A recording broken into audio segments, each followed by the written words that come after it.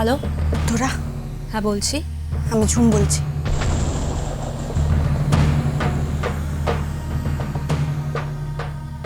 ময়ূক তোমার সঙ্গে দেখা করতে গেছে, তাই না?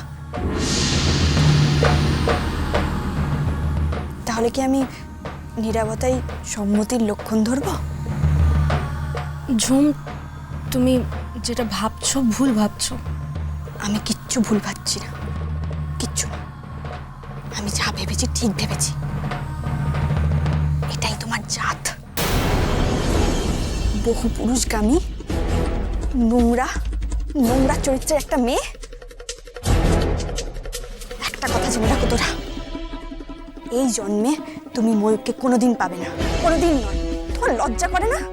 একদিকে ওম, একদিকে Mayukh. Shut up, just shut up.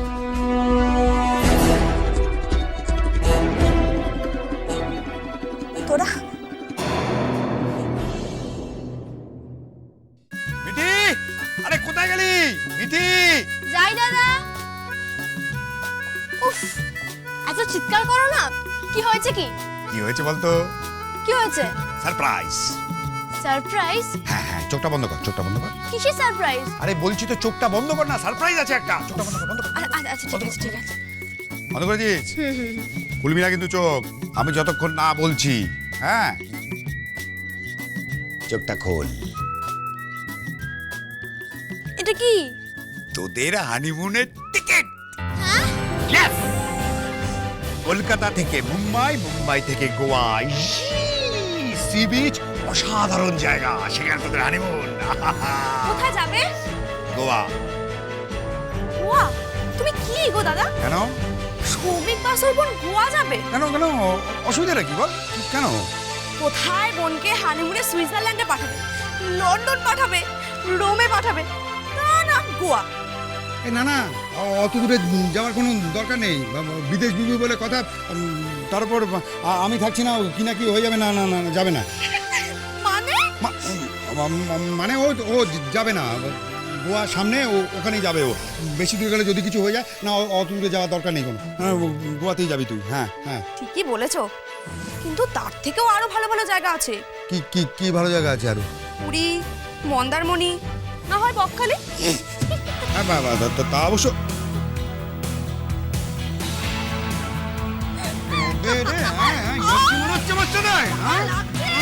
এই শোন শোন, এই পুরী, মন্দারমণি, বকখালি তোকে পাঠাবো। তোকে তোকে তোকে হানিমুনে পাঠাবো। মিঠি গোয়াতে যাবে, গোয়াতে।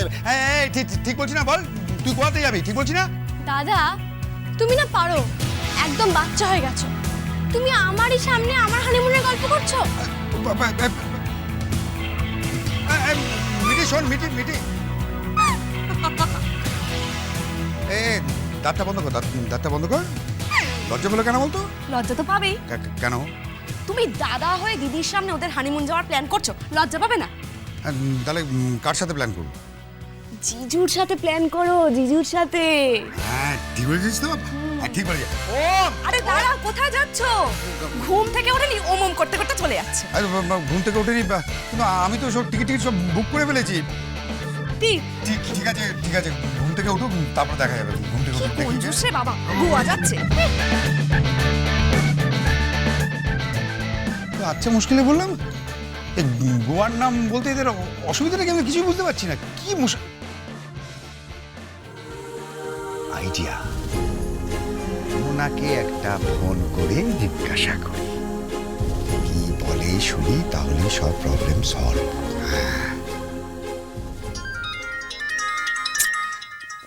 দিদি ফোন।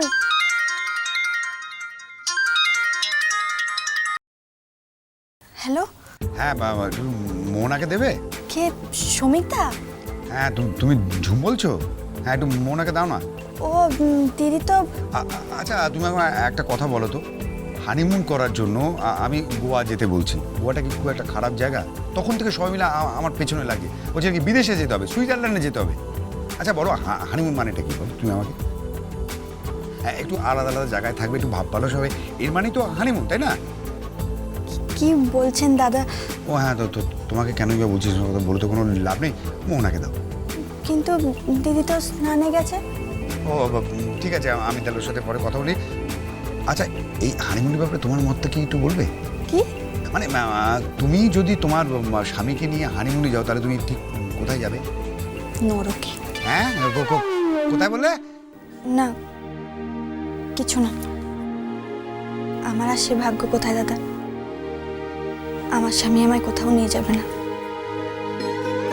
আমি রাখছি।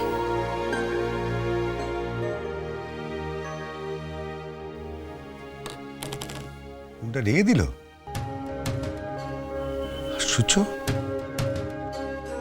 ওর স্বামী ওকে কোথাও নিয়ে যাবে না? দুজনের মধ্যে ঝগড়া চলছে নাকি? কি জানি বাবা, আজকালকার তো সব স্বামী স্ত্রীর মধ্যেই নাকি ঝগড়া চলছে। মিঠি, মিঠি, মিঠি, কি হলো আবার? এদিকে আয়, এদিকে আয়, এদিকে আয়, এদিকে আয়। উফ, তুমি বস, না। বস এখানে, বস বস বস বস। কি হয়েছে? তোর সাথে ওমের কোনো ঝগড়াঝাটি হচ্ছে না তো?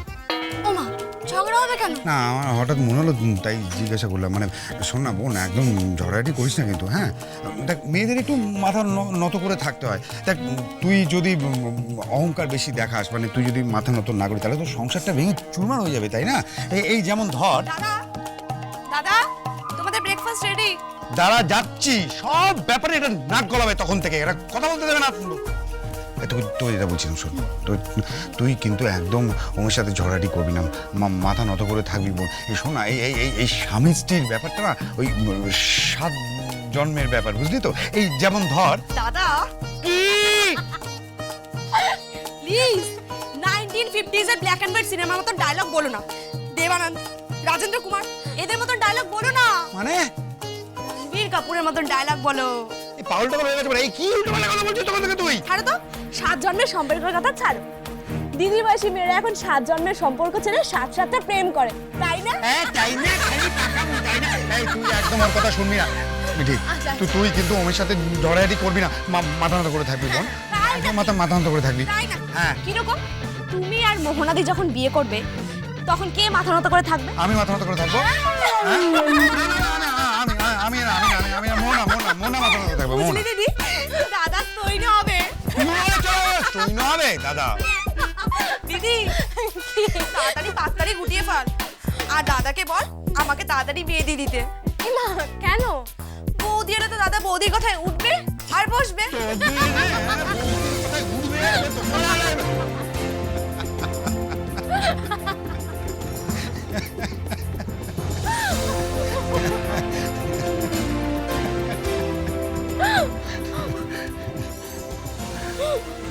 আমার পরিবারের সবাই যেন সব সময় এভাবেই যেন হাসে, কারোর কোনো কুনজর আমার পরিবারের দিকে যেন না লাগে।